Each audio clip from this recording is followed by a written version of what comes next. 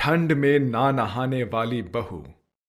गुस्से से बुदबुदाती हुई गंगा अपनी बहू हिमानी के कमरे में आती है, जहां हिमानी रजाई ताने पलंग पर बैठी हुई ठंड से ठिठुरती हुई हाथ मलती हुई खुद से कह रही होती है। ये सर्दी तो सिर दर्दी बन गई है। ठंडी ठंडी हवाएं तो रुकने का नाम ही नहीं ले रही। ऐसा लग रहा है अब तो मेरी आत्मा परमात्मा के पास ही पहुंच जाएगी।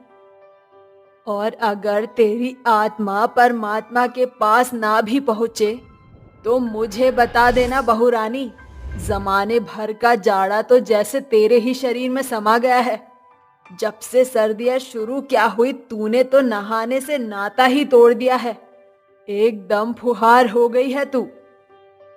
माँ जी, जब तक सर्दियां बीत नहीं जाती नहाने धोने का नाम मत लीजिए। आप तो जानती है ना, ठंडी ठंडी पानी से नहाकर मेरे साथ मेरी आत्मा भी थरथराने लगती है।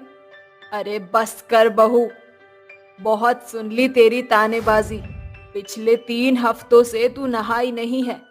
आज मैं एक नहीं सुनूंगी। गंगा को अपने घर में गंदगी बिल्कुल पसंद नहीं है। अरे जानती भी है, ना नहाने के चलते तेरे शरीर में गटर जैसी बदबू आ रही है। गंगा की ये बातें सुनकर उसकी ठंड में ना नहाने वाली बहू नाक सिकोड़ते हुए कहती है। नहीं तो माँ जी, मुझे तो कोई भी बदबू नहीं आ रही। अभी तो 1.5-2 महीने ना नहाए मेरा काम चल जाएगा। लगता है तू बेलन की मार खाकर ही मानेगी। जैसे ही गंगा बेलन उठाती है, हिमानी रजाई ओढ़े दौड़ने लगती है। तभी गंगा उसे बाथरूम में बंद करके कहती है, अब तू नहाकर ही बाहर निकलेगी। अरे माँ जी, क्यों बच्चे की जान लेने पर तुली हो? बाथरूम में बंद हिमानी खुद में बुदबुदाते हुए कहती है। ये गंगा देवी मुझे डुबोकर ही दम लेगी। कोई बात नहीं सासू माँ, अगर आप शेर हो तो आपकी ये बहू भी सवा शेर है। चाहे दुनिया इधर की उधर क्यों ना हो जाए, हिमानी नहीं छुएगी पानी जब तक कि गुजर नहीं जाता ये जाड़ा जानी। मगर मजबूरन मुझे हाथ पांव तो भिगोने ही होंगे, वरना मेरी साइको सासू माँ मुझे समंदर में डुबकी लगवाएगी। हिमानी जैसे ही पानी की एक बूंद अपने हाथ पर डालती है, ठंड से कपकपाती हुई कहती है। ये माँ जी ने भी मुझे किस मौत के कुएं में धकेल दिया है। ऐसा लग रहा है मेरा कंकाल बाहर निकल आएगा। जैसे तैसे हाथ पांव धोकर हिमानी बाथरूम से बाहर झांकती है, जहां गंगा को पलंग पर बैठा देखकर वो कहती है। माँ जी, आप अब तक मेरे कमरे में बैठी है। आपको सैकड़ों कामकाज होंगे ना। बहू, मुझे कोई जल्दी नहीं है, तू आराम से नहा। बस माँ जी, मैंने तो नहा लिया। ऐसा बोलकर हिमानी बाहर निकल आती है। बहू, बड़ी जल्दी नहाकर बाहर निकल आई तूने नहाने में तो 2 मिनट की मैगी को भी मात दे दिया। अच्छा सचमुच माँ जी? मुझे तो मालूम ही नहीं चला। पता नहीं बहू, मगर तू मुझे नहाई धोई सी लग नहीं रही। अभी गंगा ऐसा कह ही रही होती है कि बूढ़ी भागीरथी घर में एंटर करती है। गंगा, अरे ओ गंगा, अरे ये तो मिर्जापुर वाली बुआ जी की आवाज है। जल्दी से बाहर आ, रजाई में लोटपोट मत हो जाना। गंगा के जाते ही हिमानी गहरी सांस भरते हुए बोलती है। शुक्र है हिमानी, आज तो नहाने से जैसे तैसे बच ही गई। हिमानी जल्दी से साड़ी पहनकर कंबल ओढ़े ठंड से ठिठुरती हुई भागीरथी की ओर बढ़ती है, जिसे देखकर भागीरथी कहती है। अरे गंगा, ये ठंड से ठिठुरते हुए ठाकुर कौन चला आ रहा है? कहीं इन सर्दियों में तेरे घर में शोले 2 की शूटिंग तो नहीं चल रही? अरे नहीं बुआ जी, ये मेरी बहू हिमानी है। अरे मेरी नजर जरा कमजोर हो गई है, इसीलिए धुंधला दिख रहा है। मगर हाँ, मेरी नाक आज भी बहुत तेज है। हिमानी बहू, ये तेरी दादी सास है, इनके पैर छू। गंगा के कहने पर हिमानी बूढ़ी भागीरथी के पांव छूकर उसे प्रणाम करती है। प्रणाम दादी सा। जैसे ही हिमानी भागीरथी के ठंडे पैर छूती है, वो दांत किटकिटाते हुए चीख पड़ती है। हाय हाय, क्या हुआ गंगा की बहू? अरे तू हाथी की तरह चिंगाड़ क्यों रही है? जाने ये बुढ़िया किस अंटार्कटिका से उठकर आई है। सर से लेकर पांव तक बर्फ की जीती जागती मूरत है। एक तो ये जाड़े का कहर, ऊपर से इस कोल्ड क्वीन बुढ़िया के बर्फीले बॉडी का जुल्म। अच्छा बुआ जी, ये बताओ क्या बनाऊं आपके लिए? बोलो भला, बहू के रहते तू क्यों बनाएगी? हिमानी बहू, जा जल्दी से अपनी सासू माँ और अपनी दादी सास के लिए बढ़िया सी कड़क चाय बना कर ला। मैं? हाँ, अरे तेरे सिवा तेरी अम्मा तो है नहीं, तो तू ही बनाएगी ना। अरे बहू, बुद्ध बने खड़ी क्या है? जाकर चाय बना ला। गुस्से में बुदबुदाती हुई हिमानी ठंड से थरथराती हुई रसोई में आकर चाय बनाने लगती है। लगता है ये दादी सास इस सर्दियों में मुझे दफन करके जाएगी।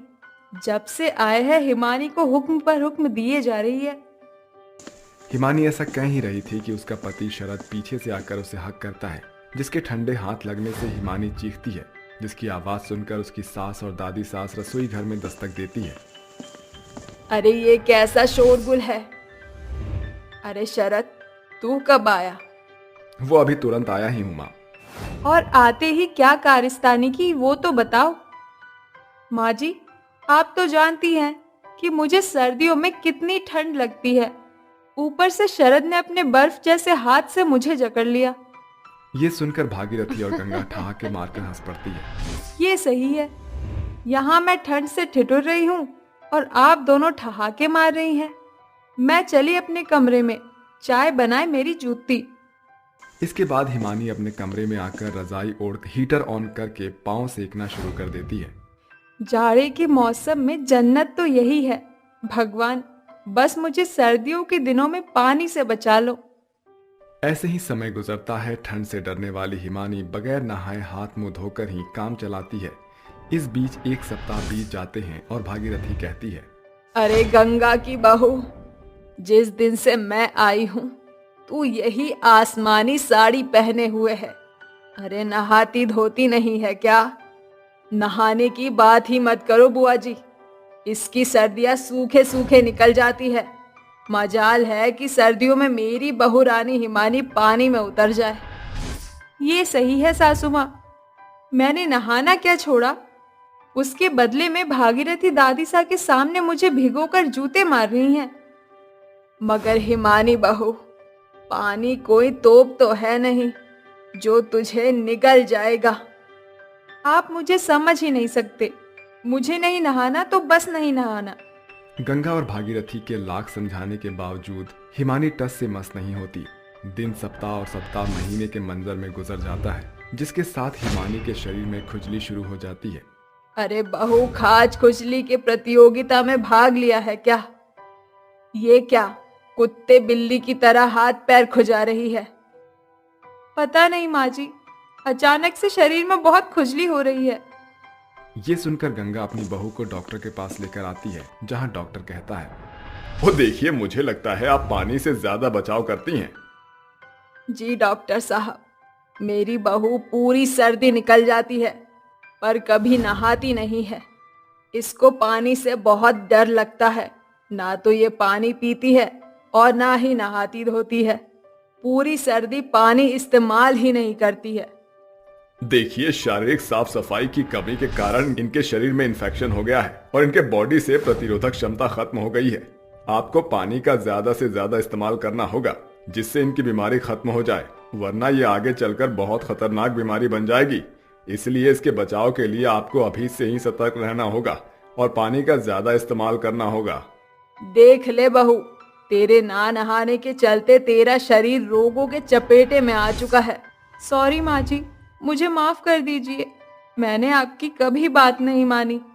आप मुझे कितना बोलती थी नहाने के लिए, पर मैं आपकी बात को टाल दिया करती थी। पर अब मैं ऐसा कुछ नहीं करूंगी। डॉक्टर, मैं ठीक तो हो जाऊंगी ना? आप ठीक तो हो सकती हैं, मगर आपको अपनी आदत में बदलाव लाना होगा। आपको नित दिन नहाना होगा। ठीक है डॉक्टर, मैं नहाऊंगी। उस रोज के बाद से ठंड के मौसम में ना नहाने वाली हिमानी डॉक्टर के दिए हुए हिदायत के अनुसार रोजाना नहाना शुरू कर देती है। जिसके बाद से उसकी सारी बीमारियां बिल्कुल खत्म हो जाती हैं और हिमानी अपनी सास गंगा और दादी सास भागीरथी से भी माफी मांगती है। पिताजी आ गए, पिताजी आ गए। पिताजी आप मेरे लिए क्या लेकर आए हो? ये लो बेटा, मैं तुम्हारे लिए चॉकलेट लेकर आया हूँ। मेरी बेटी को चॉकलेट बहुत पसंद है ना? अरे वाह पिताजी, आप मेरे लिए इतनी बड़ी चॉकलेट लेकर आए हो। ये तो बहुत बड़ी है और बहुत स्वादिष्ट भी होगी, है ना? हाँ मेरी प्यारी बच्ची, बहुत स्वादिष्ट है। तुम इसे आराम से बैठकर खाओ। मैं पूरी तरह ये मैं तुम्हारे लिए ही लेकर आया हूँ। तभी वहाँ पर काव्या आती है और अपने पिताजी से कहती है, पिताजी आप मेरे लिए कुछ नहीं लेकर आए हो? नरेश अपने थैले में से एक छोटी सी टॉफी निकालकर काव्या को देते हुए कहता है, हाँ हाँ लाया हूँ, तेरे लिए भी लेकर आया हूँ। ये ले टॉफी खा ले और जा मेरे लिए एक गिलास ठंडा पानी लेकर आ। पिताजी आप परी के लिए इतनी बड़ी चॉकलेट लेकर आए हो और मेरे लिए इतनी छोटी सी टॉफी लेकर आए हो। मुझे भी बड़ी चॉकलेट खानी है पिताजी। क्या कहा? तुझे बड़ी चॉकलेट खानी है? अरे तूने अपनी शक्ल देखी है बड़ी चॉकलेट खाने की? ऐसा कहकर नरेश काव्या के मुंह पर एक जोरदार थप्पड़ मारता है। बेचारी काव्या रोने लगती है, जिसके बाद नरेश कहता है, तेरी हिम्मत कैसे हुई मेरी बेटी परी की बराबरी करने की? अरे अगर मेरी बेटी के आसपास भी दिखाई दी तो तुझे बहुत मारूंगा। चल अब जा और घर के काम कर ले। बेचारी काव्या रोते हुए घर के काम करने के लिए चली जाती है, जिसके बाद नरेश अपनी बेटी परी के साथ खेलता है और उसे अच्छी अच्छी चीजें लाकर देता है। अपने और अपनी बहन के साथ ये भेदभाव देखकर बेचारी काव्या बहुत परेशान हो जाती है, जिसके बाद वह रसोई में जाकर काम करते हुए रोने लगती है। माँ आप कहाँ हो? मुझे आपकी बहुत याद आ रही है। काश आज आप मेरे पास होती या फिर आप मुझे अपने साथ ही ले जाती तो अच्छा होता। कम से कम ये भेदभाव तो मुझे देखने को नहीं मिलता। काव्या रोते हुए अपने पिता और अपनी बहन के लिए खाना बनाती है, जिसके बाद काव्या उन्हें खाना परोस देती है, लेकिन खुद बिना खाना खाए अपने कमरे में जाकर सो जाती है। वहीं जब परी अपने पिता नरेश के साथ खाना खा रही होती है तो वह अपने मन ही मन सोचती है, अरे हमारा खाना भी खत्म होने वाला है और अभी तक काव्या खाना खाने नहीं आई। मुझे उसे जाकर देखना चाहिए, कहीं मेरी बहन काव्या भूखी तो नहीं सो गई। परी एक थाली में खाना परोसती है और अपनी बहन काव्या के कमरे में ले जाती है, जिसके बाद वह उसे सोते हुए देख उसे जगाती है। अरे बहन उठो, उठो ना, देखो मैं तुम्हारे लिए क्या लेकर आई हूँ। तुम यहाँ पर क्यों आई हो? जाओ चली जाओ यहाँ से, नहीं तो पिताजी तुम्हें यहाँ देखकर बहुत गुस्सा होंगे। पिताजी को मैं बिल्कुल भी पसंद नहीं हूँ क्योंकि मैं बहुत काली हूँ। उन्हें मेरा तुम्हारे साथ रहना बिल्कुल भी पसंद नहीं और फिर मैं तुम्हारी बराबरी नहीं कर सकती। तुम बहुत गोरी हो और सुंदर हो, मैं बहुत बदसूरत हूँ। अरे बहन तुम ये कैसी बातें कर रही हो? काला और गोरा कुछ नहीं होता, इंसान का दिल साफ होना चाहिए। और फिर तुम तो मेरी बहन हो। देखो मैं तुम्हारे लिए खाना लेकर आई हूँ, चलो इसे खा लो। और देखो पिताजी ने मुझको चॉकलेट दी थी, मैंने उसमें से तुम्हारा हिस्सा भी बचा कर रखा है, चलो अब इसे खा लो। अपनी बहन का इतना प्यार देखकर काव्या की आंखें भर आती हैं, जिसके बाद वह उसे गले से लगा लेती है। परी अपने हाथों से काव्या को खाना खिलाती है, जिसके बाद परी काव्या के ही कमरे में उसके साथ ही सो जाती है। अगले दिन जैसे ही सवेरा होता है, नरेश अपनी बेटी परी को आवाज लगाने लगता है। अरे ओ परी, अरे परी, तुम कहाँ हो? तुम्हें पता है ना मैं तुम्हें देखे बिना ऑफिस नहीं जाता हूँ, जल्दी से मेरे पास आओ। परी जैसे ही काव्या के कमरे से बाहर निकलती है, नरेश उसे देख लेता है, जिसके बाद वह उससे पूछता है, अरे परी, तुम काव्या के कमरे में क्या कर रही थी? पिताजी रात को काव्या के पास बैठे बैठे मेरी आंख लग गई थी और मैं वहीं सो गई थी। परी के मुंह से ये बात सुनते ही नरेश को बहुत तेज गुस्सा आता है, जिसके बाद वह गुस्से से चिल्लाते हुए कहता है, इस काली कलूटी की हिम्मत कैसे हुई मेरी गोरी बेटी के साथ सोने की? इसे मैं अभी बताता हूँ। ये अपनी औकात से बाहर जा रही है। आज मैं इसको इतना मारूंगा कि ये हमेशा याद रखेगी। ऐसा कहकर नरेश गुस्से से काव्या के पास जाता है और उसे मारना पीटना शुरू कर देता है। वह उसे बहुत मारता है, जिसके बाद वह बेचारी काव्या को मार पीट कर अपने ऑफिस के लिए निकल जाता है। वहीं दूसरी तरफ परी रोते हुए काव्या के पास जाती है और कहती है, मुझे माफ कर दो काव्या, मुझे नहीं पता था कि पिताजी इतने नाराज हो जाएंगे। परी तुरंत जाकर काव्या के जख्मों पर मरहम पट्टी करती है और उसे आराम करने के लिए कहती है, जिसके बाद परी अकेले ही घर के सारे काम कर लेती है। ऐसे ही नरेश अपनी बेटी परी और काव्या के साथ बहुत भेदभाव किया करता था, क्योंकि नरेश को काव्या का कालापन बिल्कुल भी पसंद नहीं था, जिसके चलते उसने काव्या के लिए अपने मन में नफरत पैदा कर ली थी। एक दिन नरेश अपनी बेटी परी को उसकी दादी के पास छोड़ आता है, जिसके बाद वह जब घर पहुंचने वाला होता है तो उसका एक्सीडेंट हो जाता है। उसी समय वहां से काव्या सब्जी मंडी से सब्जी लेकर घर की तरफ जा रही होती है। हे भगवान, कौन है ये जिसका एक्सीडेंट हो गया? जैसे ही काव्या की नजर नरेश के ऊपर पड़ती है, उसके पैरों तले जमीन खिसक जाती है। वह तुरंत अपने पिता नरेश को हॉस्पिटल लेकर जाती है, जिसके बाद वह अपने पिता का इलाज करवाती है। जैसे ही नरेश को होश आता है, डॉक्टर उससे आकर कहते हैं, शुक्र मनाओ कि वो लड़की तुम्हें यहाँ ले आई। आज अगर उस लड़की ने समय रहते तुम्हें हॉस्पिटल में एडमिट न करवाया होता तो तुम यहाँ जिंदा नहीं होते। मैं जानता हूँ मेरी बेटी परी ही मुझे हॉस्पिटल में लेकर आई होगी। परी, अरे परी, कहाँ हो तुम? जल्दी से यहाँ पर मेरे पास आओ बेटा। जैसे ही काव्या नरेश के पास आती है, नरेश उससे कहता है, अरे तुम यहाँ क्या कर रही हो? मेरी बेटी को मेरे पास लेकर आओ, उसने मेरी जान बचाई है। जाओ जल्दी से परी को लेकर आओ। यही तो है आपकी बेटी जिसने आपकी जान बचाई है। आज अगर ये ना होती तो आप जिंदा नहीं होते। डॉक्टर के मुंह से ये सुनते ही नरेश हैरान रह जाता है, जिसके बाद उसकी आंखों में आंसू आ जाते हैं और वह रोते हुए काव्या से कहता है, मैंने तुम्हें इतना मारा, इतना रुलाया, हर बात पर तुम्हारी और परी के बीच में भेदभाव किया, लेकिन उसके बाद भी तुमने मेरी जान बचाई बेटा। तुम चाहती तो मुझे सड़क पर मरते हुए छोड़ सकती थी, जिससे तुम्हें मुझसे छुटकारा मिल जाता, लेकिन तुमने मेरी जान बचाई, ये मालूम होने के बाद भी कि मैं तुम्हें बिल्कुल पसंद नहीं करता। बेटा, आज मुझे अपनी गलती का पछतावा है। मुझे माफ कर दो मेरी बेटी, मुझे माफ कर दो। पिताजी, आप ये कैसी बातें कर रहे हो? आपने कोई गलती नहीं की। मैं आपकी बेटी हूँ। आपको सड़क पर मरते हुए मैं कैसे देख सकती थी? आपकी जान बचाना तो मेरा फर्ज है। यहाँ आओ मेरी बेटी, मुझे तुम्हें गले से लगाना है बच्चा। उस दिन नरेश पहली बार काव्या को अपने सीने से लगाता है, जिसके बाद काव्या की आंखों से आंसू निकल आते हैं। जब नरेश अपनी दोनों बेटियों के साथ खुशी खुशी रहने लगता है, क्योंकि उसे समझ आता है कि गोरे और काले में कोई अंतर नहीं होता, इंसान दिल से साफ होना चाहिए। बेगमपुर गांव में शेफाली अपने पति कबीर और अपने 2 छोटे बच्चे 5 साल का डुग्गू और 3 साल की परी के साथ बहुत खुशी से रह रही थी। वो बहुत ही गरीब थे। उनका खर्चा चला पाना बहुत मुश्किल हो रहा था। 2 वक्त की रोटी भी कबीर बड़ी मुश्किल से जुटा पाता था। तभी उसके 5 साल का डुग्गू उसका पल्लू पकड़कर कहता है, माँ, मेरे तो आइसक्रीम खाना है, बाहर आइसक्रीम वाला आया है। माँ, दो ना, पैसे दो, वरना वो तला जाएगा। बेटा, कहाँ से पैसे लाऊं? पैसे नहीं है, तेरे पापा ने पैसे बिल्कुल नहीं दिए। कल खा लेना आइसक्रीम। नहीं माँ, मुझे अभी से अभी पैसे चाहिए। अब आप इसे कुछ समझाइए ना, मैं कहाँ से पैसे लाऊं? कैसे दिन आ गए हैं ना शेफाली कि हम पर पैसे भी नहीं हैं। पहले तो थे भी, लेकिन अब वो भी नहीं है। आप फिक्र मत कीजिए, मुझे कोई ना कोई काम मिल जाएगा। हम दोनों मिलकर काम करेंगे तो अपने दोनों बच्चों को संभाल लेंगे। हाँ, तुम सही कहती हो। काश मैं कुछ कर पाती, पर मेरे पास तो कुछ है ही नहीं। अरे हाँ, मैं अपने जादू की शक्तियों का इस्तेमाल करती हूँ। मैं तो भूल ही गई थी अपनी जादू की शक्ति इस्तेमाल करना। बेटा चुप हो जा, मैं तुझे कल आइसक्रीम ला कर दूंगा। ये ले 2 रुपए, ये ले टॉफी खा ले। नहीं, मुझे आइसक्रीम चाहिए। शैतान हो गया है, भाई के बच्चों को देखकर वही चीज मांगता है, और बाहर गली में कोई भी आ जाए तो भी मांगता है। एक तो चुप नहीं हो रहा, कहीं शोर से परी ना उठ जाए। आप बाहर जाइए, काम की तलाश कीजिए, मैं इसे देख लूंगी। आप इसकी फिक्र मत कीजिए। शेफाली की ये बात सुनकर कबीर चला जाता है। ये सही मौका है अपनी असली रूप में आने का।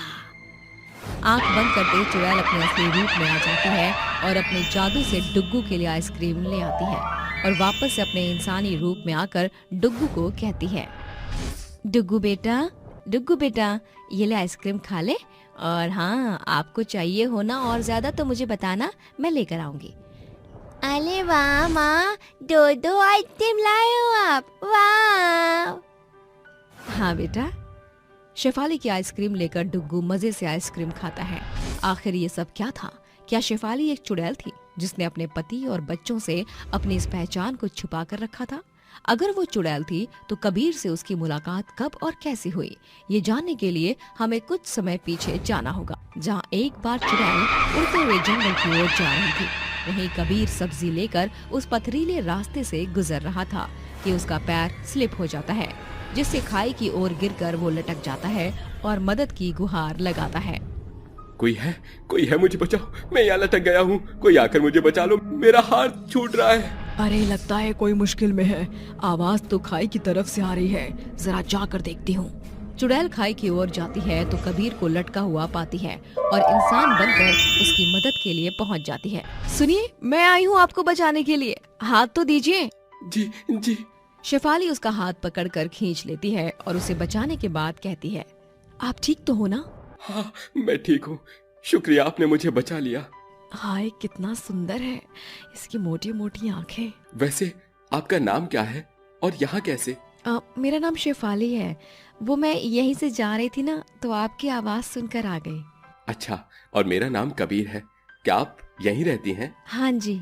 आपने मेरी जान बचाई है, इसलिए मैं आपको अपने हाथ की चाय बनाकर पिलाना चाहता हूँ। अच्छा ठीक है, चलो अच्छा है इसने मुझे अपने घर पर। ये कहते ही शेफाली उसके घर चली जाती है। कबीर उसे अपने हाथ की चाय पिलाता है, जिसे पीकर वो कहती है, अरे वाह, आपके हाथ की चाय तो बड़ी स्वाद वाली है। आपके घर में और कौन कौन रहता है? बस मैं अकेला हूँ, अकेला रहता हूँ, अकेला खाता पीता हूँ। क्या अकेले? आपकी शादी नहीं हुई है? नहीं, मुझ जैसे गरीब से भला कौन शादी करेगा।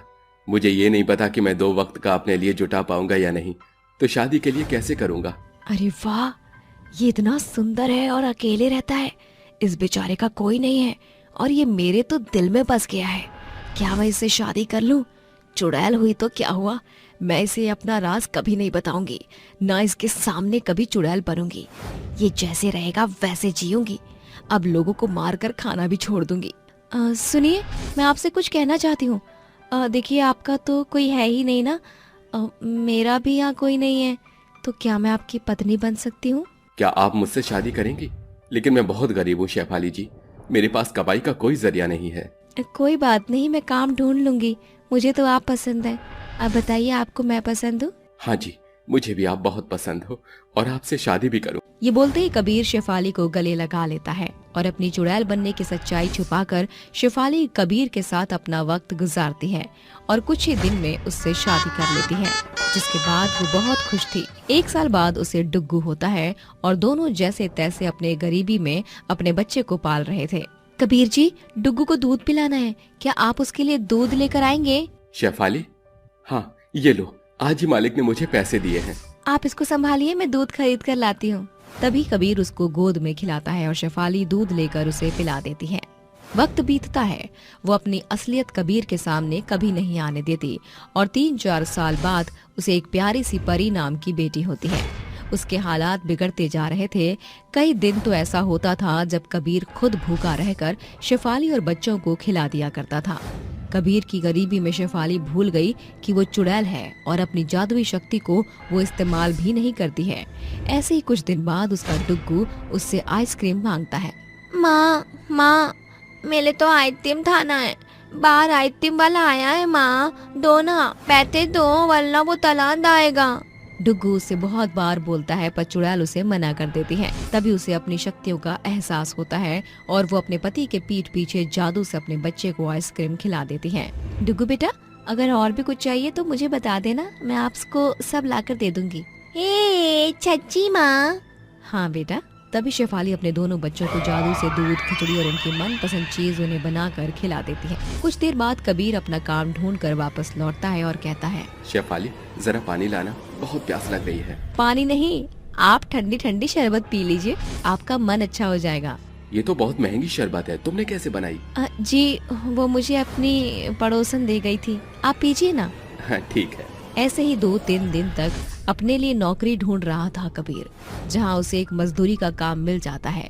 वहीं दूसरी ओर जब शेफाली पर पैसे नहीं होते थे तो वो अपने बच्चों को चुड़ैल के रूप में आकर उन्हें अपने जादू से खाना बनाकर खिलाती थी और इन सब का पता कबीर को चलता ही नहीं। शेफाली, अच्छा मैं चलता हूँ। ये कहकर कबीर घर से टिफिन लेकर चला जाता है। उसके जाने के बाद ही डुग्गू फिर से अपनी माँ का पल्ला पकड़कर कहता है, माँ, मुझे ना मैदी खानी है माँ, मैदी खानी है, बना दो ना माँ मैदी। अच्छा ठीक है, बनाती हूँ, अभी लेकर आती हूँ मैगी, यहीं बैठो।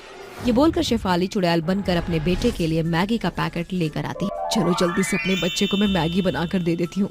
वो अपने इंसानी रूप में जाने ही वाली होती है कि इतने में उसका पति उसकी हकीकत जानकर अचंभे से कहता है, शेफाली ये क्या है? क्या तुम एक चुड़ैल हो जिसने अभी तक मुझसे अपनी सच्चाई छुपाई और मेरे साथ ऐसे ही रह रही हो? कबीर जी, आप वापस आ गए हैं, मुझे माफ कर दीजिए कबीर जी। हाँ, ये सच है कि मैंने आपसे अपनी सच्चाई छुपाई और अपनी असलियत छुपाकर आपसे शादी की। पर तुमने ये सब क्यों किया? आप यकीन नहीं करेंगे, लेकिन जब मैंने आपको पहली नजर में देखा था तो मेरा दिल आप पर आ गया था, और जब आपने कहा कि आप अकेले हैं तो मैंने आपसे शादी करने की सोची। पर अब यकीन मानिए, मैंने किसी को नहीं मारा, ना किसी को नुकसान पहुंचाया, और अपनी शक्तियों का इस्तेमाल भी काफी समय से नहीं किया था। बस थोड़े दिन पहले ही मैंने अपनी शक्तियों का इस्तेमाल किया है, क्योंकि बच्चे भूखे थे और आप भी। मैं ये जानकर बहुत खुश हूँ कि इतने साल तुमने मेरे साथ गरीबी में बिता दिए। एक चुड़ैल होने के बावजूद भी तुमने सिर्फ अपनी मुश्किल घड़ी में ही शक्तियों का इस्तेमाल किया। मैं तुमसे नाराज नहीं हूँ। इसका मतलब मुझे आपको और अपने बच्चों को छोड़कर जाना तो नहीं पड़ेगा ना? कभी तुम मेरे साथ आजीवन ऐसे ही रहना। कबीर जी, शुक्रिया मुझे अपनाने के लिए। आप सच में बहुत अच्छे पति और पिता हैं। इसी के साथ चुड़ैल अपने पति और बच्चों के साथ हमेशा ऐसे ही खुश रहती है। मणिपुर के छोटे से गांव में एक औरत रहती थी जिसका नाम कलावती था। कलावती के 2 बेटे थे, एक शुभम और एक रौनक। दोनों बेटों की जुड़वा पत्नियां थी, यानी कलावती की 2 जुड़वा बहुएं, लेकिन दोनों ही बहुत अलग थी। एक तो बहुत बड़े बंगले में रहती थी और दूसरी एक छोटी सी झोपड़ी में रहा करती थी। एक दिन की बात है। अरे अरे देखो तो सही कैसे पी कर सो रहा है, जरा भी शर्म नहीं। इसके साथ तो मेरी जिंदगी बर्बाद हो गई। काश उस दिन मैंने सही फैसला लिया होता तो आज मुझे ये दिन ना देखने पड़ते। माया का पति शुभम चारपाई पर टांग फैलाकर नशे की हालत में लेटा होता है। अरे झूम बराबर झूम शराबी, झूम बराबर झूम, मुझे पीने का शौक नहीं, पीता हूँ गम भुलाने को। अरे अरे देखो तो सही इस दारू वाले कीड़े को, किस तरह दारू के नशे में गाने गा रहा है। अभी इसे बताती हूँ। माया एक पानी की बाल्टी भरकर लाती है और सीधा शुभम के ऊपर उड़ेल देती है। अरे अरे अरे अरे कौन है? किसकी इतनी हिम्मत हुई मेरे ऊपर पानी डालने की? अरे माया की बच्ची, तू है? रुक साली कुतिया, तुझे मैं अभी बताता हूँ। शुभम माया को मारने के लिए उसके पीछे भागने लगता है। आज नहीं छोड़ूंगा तुझे, रुक अभी बताता हूँ। अरे अरे शराबी नशेड़ी कहेंगे, तू मेरे पीछे क्यों दौड़ रहा है? एक तो गलती करता है और ऊपर से मुझे ही मारता पीटता है। माया भागते भागते अपनी बहन छाया के घर पहुंच जाती है। छाया का घर बहुत बड़ा होता है। तभी माया के चिल्लाने की आवाज सुनकर छाया अपने कमरे से निकलकर बाहर आती है। अरे माया, ये सब क्या हो रहा है? तुम दोनों मेरे घर के अंदर इतनी बुरी तरह क्यों लड़ रहे हो? अब तू ही बता छाया, इसमें मेरी क्या गलती है? अब ये आदमी रोज दारू शराब पीकर ऐसे ही पड़ा रहता है, ना तो नौकरी करता है, न मजदूरी पर जाता है। मैं अपना घर कैसे चलाऊंगी? आई बड़ी मेरी शिकायत लगाने वाली। तुझे क्या लगता है ये मुझे रोक लेगी? अरे मेरी मर्जी, मैं जो मर्जी करूं, चाहे दारू पीऊं चाहे कुछ भी पीऊं, तुम दोनों जुड़वा बहनें मुझे रोक नहीं सकती। तभी वहां पर छाया का पति रौनक पहुंच जाता है और ये सब देखकर शुभम से कहता है, ये सब क्या देख रहा हूं मैं? हाँ, क्या देख रहा हूं मैं अपने घर में? आखिर ये सब क्या हो रहा है? तुम दोनों कुत्ते बिल्लियों की तरह क्यों लड़ रहे हो? भाई, दरअसल माया मुझसे लड़ते लड़ते यहाँ आ गई, मेरी कोई गलती नहीं है। रौनक तुरंत शुभम को एक जोरदार तमाचा मारता है, जिसके बाद शुभम जमीन पर गिर जाता है। ये सब देखकर माया भी चुप हो जाती है। तूने शराब पी रखी है? आज अगर तुमने उन पैसों का सही से इस्तेमाल किया होता तो शायद तुम्हें ये दिन न देखना पड़ता। आज तुम्हारी वजह से ये सब हो रहा है, तुम ही किसी लायक नहीं हो।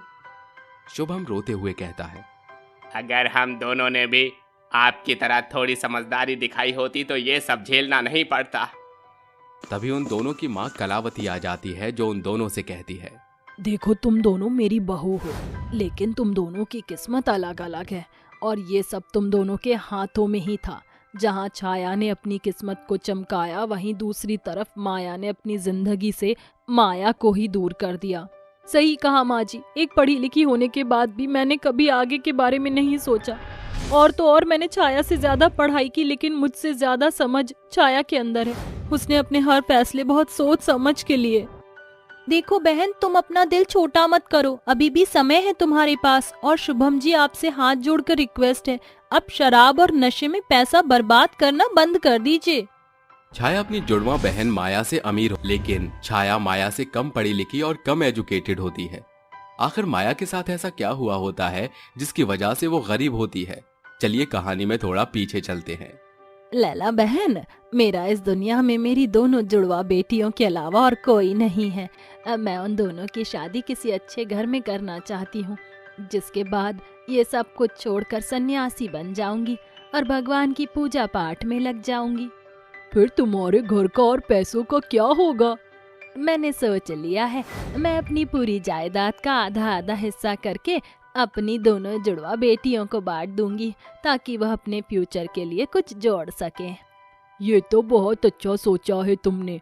वैसे मुझे तुम्हारी दोनों जुड़वा बेटियों के लिए एक रिश्ता याद आया है। घर बार भी अच्छा है और दोनों लड़के भी अच्छे हैं। अरे बहन, तो देर किस बात की है, रिश्ते की बात आगे बढ़ाओ और मुझे उनसे मिलवाओ। लैला कलावती और सरोज को आपस में मिलवा देती है। सरोज को कलावती के दोनों बेटे बहुत पसंद आते हैं, जिसके बाद वो अपनी दोनों बेटियों की शादी कलावती के बेटे शुभम और रौनक से करवा देती है। विदाई होते समय कलावती 2-2 सूटकेस लेकर आती है, जिसके अंदर पैसा होता है। मेरी बच्चियों, ये लो, मैंने अपना मकान और अपनी पूरी जायदाद आधी आधी तुम्हारे नाम कर दी है। अब मेरा फर्ज पूरा हो गया है। मैं सन्यासी बनने जा रही हूँ और भगवान की सेवा मैं करना चाहती हूँ। लेकिन माँ, आपने हमें इसके बारे में पहले क्यों नहीं बताया? वैसे माँ, इन सूटकेस में कितना पैसा होगा? दोनों सूटकेस में 5-5 लाख रुपए हैं। पैसों का नाम सुनते ही माया की आंखें फटी की फटी रह जाती हैं और वो बहुत खुश होती है। वहीं दूसरी तरफ से छाया अपनी माँ से कहती है, माँ, आपने सारा पैसा हमें दे दिया है, अपने लिए कुछ भी नहीं रखा। हम इतने सारे पैसों का क्या करेंगे? जरा अपने बारे में तो सोचती। देखो मेरी बच्चियों, इस पैसों का अच्छे से इस्तेमाल करना, ताकि तुम्हें आने वाले कल में कभी किसी परेशानी का सामना न करना पड़े। इतना कहकर सरोज छाया और माया को विदा कर देती है। ससुराल जाने के बाद वो दोनों मिलकर अपनी सास कलावती के घर को अच्छे से संभाल लेती हैं। देखते ही देखते उन दोनों की जिंदगी अच्छे खासी गुजरने लगती है, लेकिन धीरे धीरे उनके घर पर परेशानियां आने लगती हैं। शुभम और रौनक दोनों की नौकरी छूट जाती है और वो दोनों घर में बैठ जाते हैं। अचानक से इस नौकरी छूटने के झटके ने मुझे हैरान करके रख दिया है। अब हम लोग घर कैसे चलाएंगे? अरे भाई, मुझे क्या चिंता, मेरी पत्नी के पास तो पूरे 5 लाख रुपए हैं। जब तक मेरी नौकरी नहीं लग जाती उन्हीं पैसों को चलाएंगे। तुम दोनों अपना देख लो। तभी छाया भी रौनक को अपने 5 लाख रुपए के बारे में बताती है, जिसके बाद रौनक बहुत खुश होता है और छाया से कहता है, अच्छा, ये तो बहुत अच्छी बात है। क्यों ना हम इन पैसों से कोई अच्छा सा काम खोल लें, ताकि आने वाले कल में हम किसी चीज को परेशान न हो। आप बिल्कुल सही सोच रही हो। नौकरी आज है, कल नहीं। क्या फायदा नौकरी के भरोसे रहने का? और इतने पैसों से हम अच्छा खासा काम खोल सकते हैं। छाया और रौनक मिलकर दोनों एक बहुत अच्छा सा ढाबा खोलते हैं।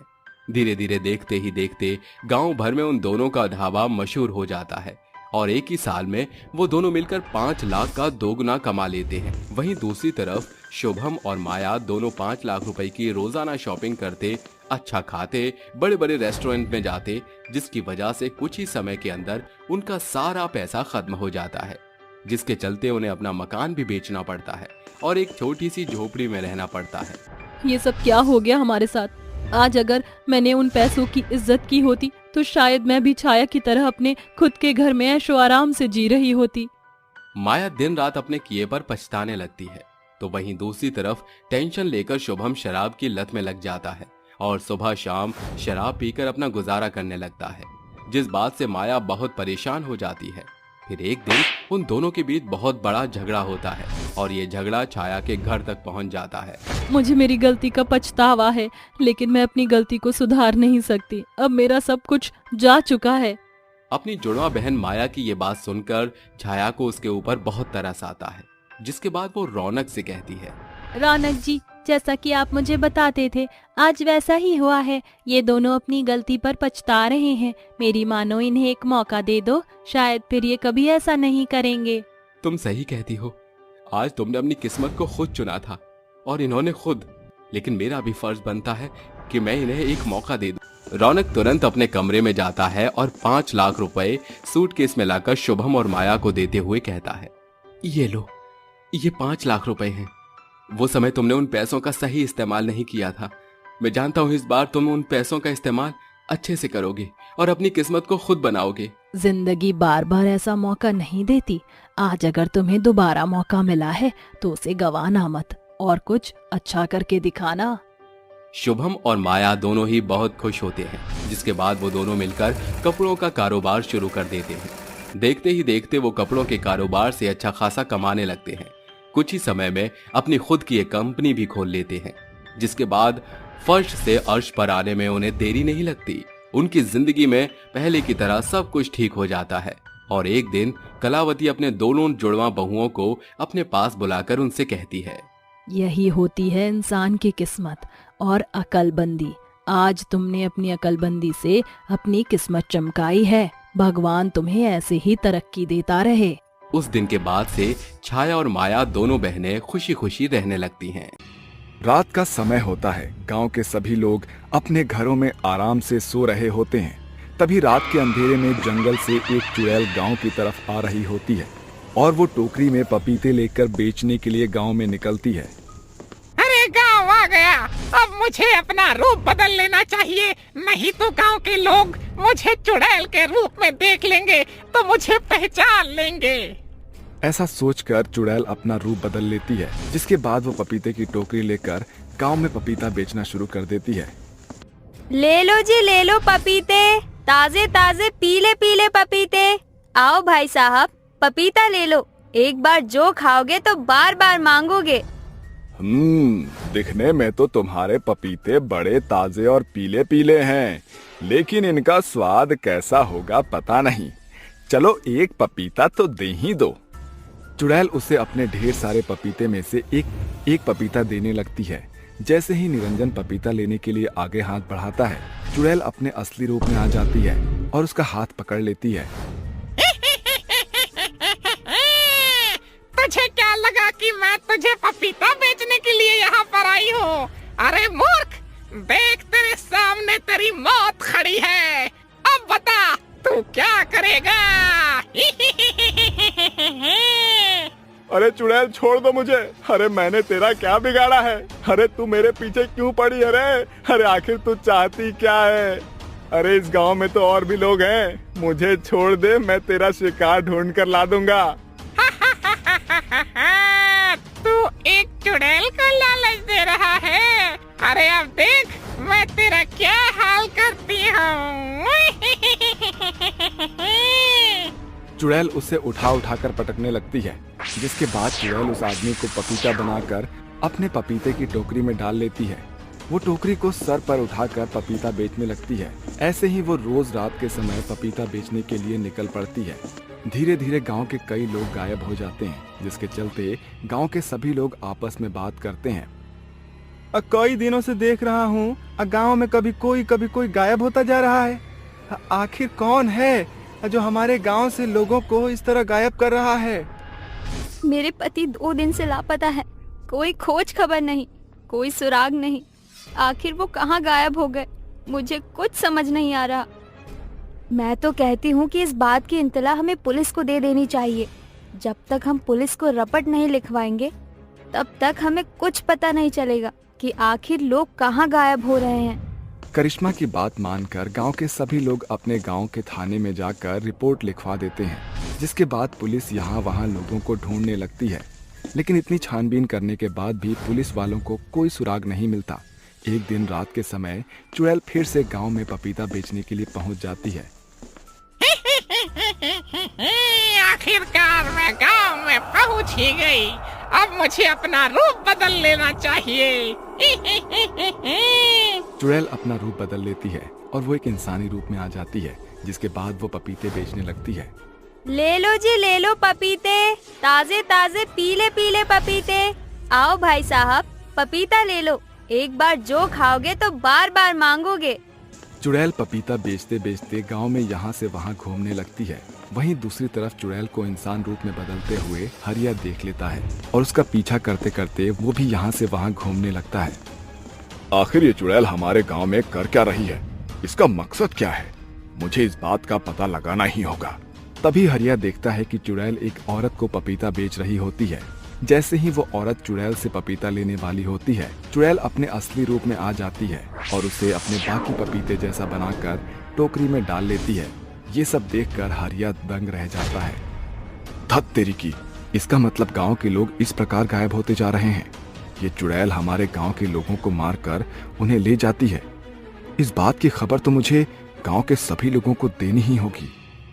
हरिया चुड़ैल के जाने तक छिपा रहता है, जिसके बाद अगले दिन जैसे ही सवेरा होता है, हरिया गांव के सभी लोगों को इकट्ठा करता है और उन्हें चुड़ैल की हकीकत के बारे में बताता है। मेरी बातों का विश्वास करो, मैंने खुद अपनी आंखों से देखा है। वो पपीता बेचने आती है और लोगों को मार कर अपने टोकरी में ले जाती है। अगर ऐसा है तो हम सबको सतर्क रहना होगा, वरना वो चुड़ैल हमारे ऊपर कभी भी हमला कर सकती है। आखिर वो चुड़ैल ऐसा क्यों कर रही है? हमें उस चुड़ैल को ऐसा करते हुए रोकना होगा। लेकिन हम उस चुड़ैल को रोकेंगे कैसे? वो चुड़ैल तो बहुत शक्तिशाली होगी। पास के गांव में अघोरी बाबा रहते हैं, वो हमारी मदद कर सकते हैं। आज रात में किसी भी तरह से उन्हें लाने की कोशिश करूंगा। तुम सभी अपने अपने घर से बाहर मत निकलना जी। कमलेश अघोरी बाबा को लेने के लिए निकल पड़ता है।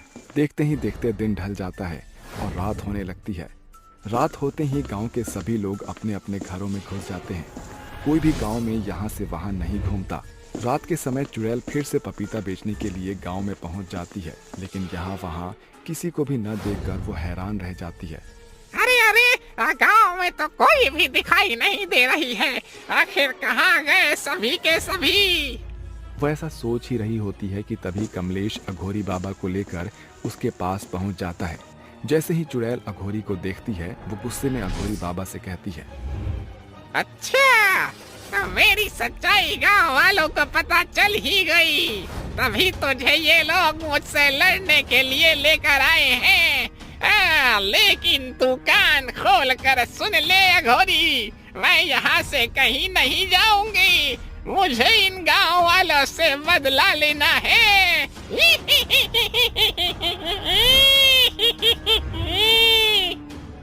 देख चुड़ैल, सीधी तरह पूछता हूँ, सही सही जवाब दे दे। आखिर तू इन गांव वालों को क्यों परेशान कर रही है? आखिर इन्होंने तेरा क्या बिगाड़ा है? तो होता कौन है मुझसे ये पूछने वाला? तू जानता नहीं है अघोरी कि मैं कितनी शक्तिशाली हूँ। तीखी मिर्ची है तू, ऐसे नहीं मानेगी। अघोरी अपने मंत्रों द्वारा पढ़ी हुई भभूति चुड़ैल के ऊपर फेंक देता है, जिसके बाद चुड़ैल तड़पने लगती है और कहती है, रुक जा तांत्रिक, ऐसा मत कर, मैं तुझे सब कुछ बताती हूँ। कुछ ही समय पहले की बात है, मैं इस गांव में रहा करती थी। मैं बहुत गरीब थी, इसलिए पपीते बेचा करती थी। लेकिन गांव का कोई भी आदमी मुझसे पपीता खरीदता ही नहीं था, जिसके चलते मेरे सारे पपीते सड़ गए। एक दिन मुझे बहुत तेज भूख लगी थी। मेरे पास कुछ खाने को नहीं था सिवाय सड़े गले पपीते के। मैंने सड़े गले पपीते खा तो लिए, लेकिन उससे मेरी मृत्यु हो गई। लेकिन मरने के बाद मेरी आत्मा को शांति नहीं मिली, जिसके कारण मैंने इस गांव के लोगों से बदला लेने का सोचा। देख चुड़ैल, तेरी मौत का ताल्लुक इस गांव वालों से नहीं है। तू अपने पपीता खाने की वजह से मरी है। ये बेकसूर हैं, इन्हें छोड़ दे और यहाँ से चली जा, वरना ठीक नहीं होगा। नहीं जाऊंगी, कहीं नहीं जाऊंगी। मैं इस गांव के सभी लोगों को मार दूंगी और तू मेरा कुछ नहीं कर पाएगा। अघोरी के कई बार समझाने के बाद भी चुड़ैल उसकी एक नहीं सुनती है, जिसके बाद अघोरी बाबा उसके ऊपर मंत्रों का उपचार करते हैं। जटाटवी गलत ज्वलः प्रवाह पावित स्थले गले वलंब लंबिता भुजंग तुंग मालिकाम डमट डमट डमट डमट डमन निनादवट डमर्वयम चकार चंड तांडवम तनोतु नः शिव शिवम तनोतु नः शिव शिवम तनोतु नः शिव शिवम। मंत्रों के उपचार के बाद अघोरी बाबा चुड़ैल के ऊपर पवित्र गंगा जल छिड़क देते हैं, जिसके बाद चुड़ैल वहीं जलकर खाक हो जाती है और गांव वालों को चुड़ैल से हमेशा के लिए मुक्ति मिल जाती है, जिसके बाद से गांव में फिर कभी कोई गायब नहीं होता। अब गांव वाले खुशी खुशी अपना जीवन बिताने लगते हैं।